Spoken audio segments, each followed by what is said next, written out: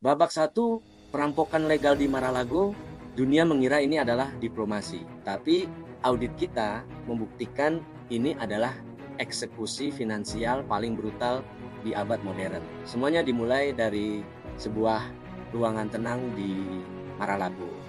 Tim hukum Donald Trump menarik pelatuk hukum yang sudah lama disiapkan. Doktrin odious debt atau utang najis.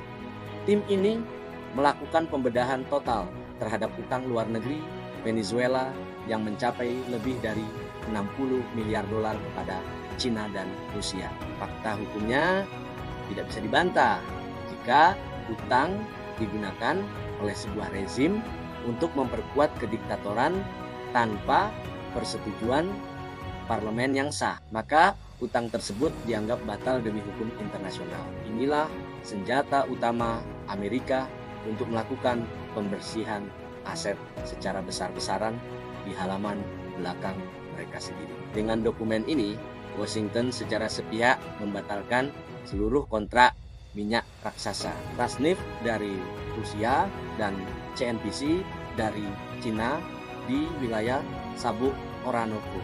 Tidak ada ganti rugi, tidak ada negosiasi, dan tidak ada kompensasi 1 sen pun. Amerika menggunakan hukum untuk mengusir rival globalnya hanya dengan selembar kertas. Rusia dan Cina kehilangan aset mereka dalam semalam karena kontrak-kontrak lama tersebut secara resmi dinyatakan sampah. Namun, hukum saja tidak cukup jika lawan masih bisa berkomunikasi. Disinilah Elon Musk masuk ke dalam permainan. Satelit Starlink V 3 military grade dikunci tepat di atas koordinat Caracas dan titik-titik militer strategis.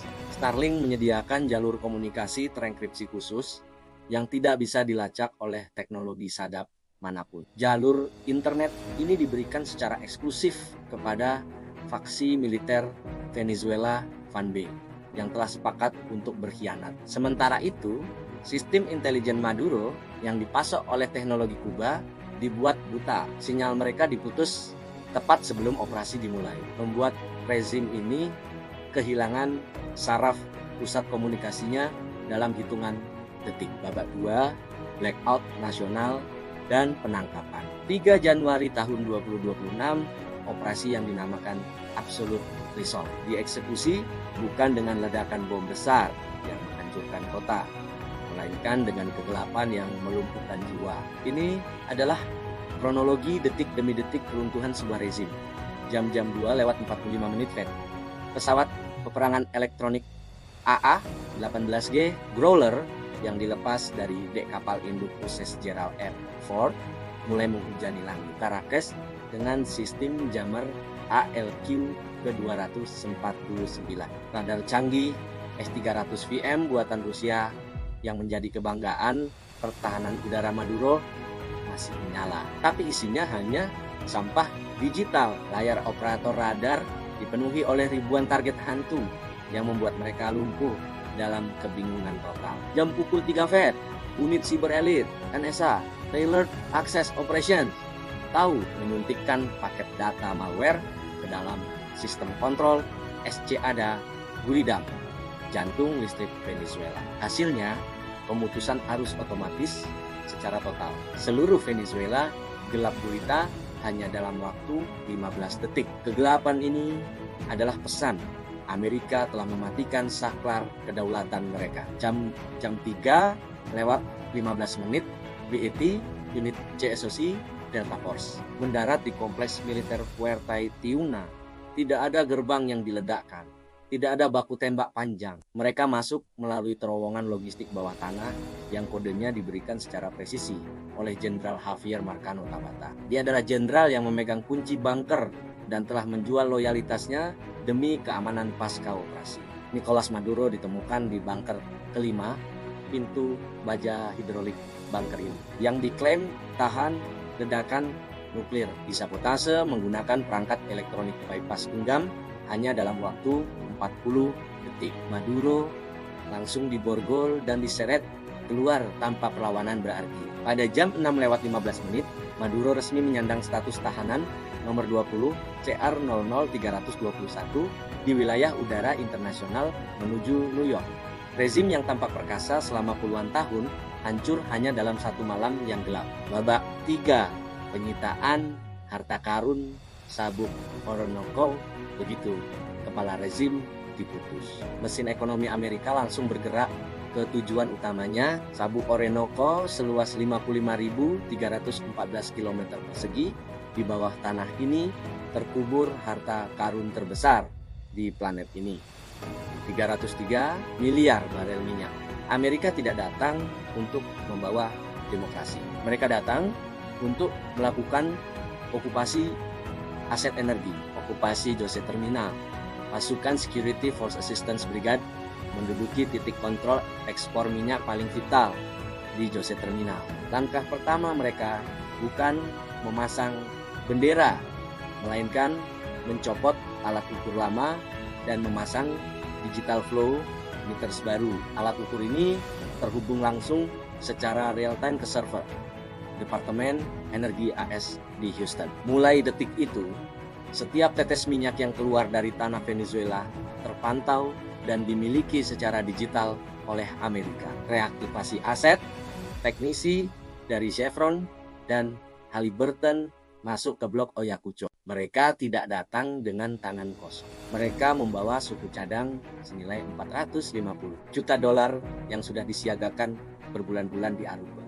Produksi minyak yang selama ini sekarat di tangan Maduro langsung melonjak 250.000 barel per hari hanya dalam waktu 1 minggu. Pembersihan rival, seluruh personel Rusia di blok Petromonagas dan personel Cina di blok Sinovensa diusir. Mereka diberikan waktu 24 jam untuk keluar melalui jalur laut dengan syarat dilarang membawa dokumen atau data seismik apapun. Amerika mengambil alih seluruh infrastruktur dan data yang telah dibangun selama puluhan tahun. Babak 4, monetisasi dan escrow account ini bukan tentang membantu rakyat Venezuela yang kelaparan. Ini adalah tentang monetisasi perang. Per tanggal 26 Januari tahun 2026, 5 kapal tanker raksasa PLCC telah memuat total 10 juta barel minyak menuju kilang-kilang di Texas. Kemana uangnya pergi? Jangan harap ada sepeser pun dolar yang dikirim ke Caracas. Seluruh uang hasil penjualan tersebut dikunci di escrow account nomor 4412 di Federal Reserve, New York. Amerika Serikat secara dingin menerapkan skema ganti rugi.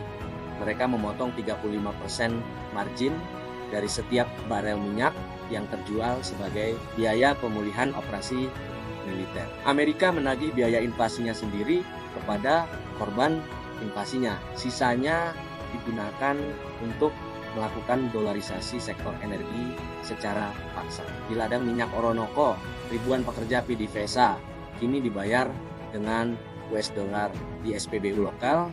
Harga bensin dipatok seharga 0,5 dolar per liter dan hanya menerima pembayaran dalam mata uang dolar. Mata uang Bolivar resmi dibuang dari industri minyak. Minyak Venezuela sekarang bukan lagi milik negara itu. Minyak tersebut resmi menjadi properti yang dikelola oleh Departemen Keuangan Amerika Serikat. Kesimpulan, misi sebenarnya lantas apa benang merah dari semua rangkaian peristiwa ini? Sahabat Ulasologi, merupakan semua narasi tentang kebebasan. Ini bukan misi kemanusiaan. Ini adalah sita jaminan terbesar dalam sejarah modern. Amerika Serikat sedang melakukan nasionalisasi paksa terhadap aset energi dunia demi kepentingan mereka sendiri. Mereka menggunakan instrumen hukum untuk mengusir rival global, menggunakan senjata siber untuk melumpuhkan infrastruktur nasional sebuah negara dan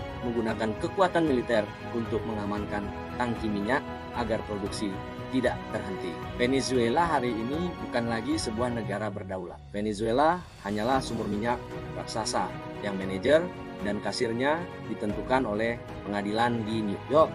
Rezim Maduro jatuh bukan karena kurangnya senjata atau semangat bertempur, tapi karena mereka bangkrut secara finansial dan buta secara teknologi di hadapan audit kekuatan global. Siapa yang menguasai data, sinyal, dan sistem perbankan, dialah pemenang sejatinya. Ini adalah rezim brutal yang mengokupasi sebuah negara berdaulat dengan mencari alasan sesukanya dengan satu tujuan, merampok sumber daya minyak dan gas terbesar di dunia hanya untuk kepentingan dirinya dan oligarki penyokong, rezim mereka sendiri saja.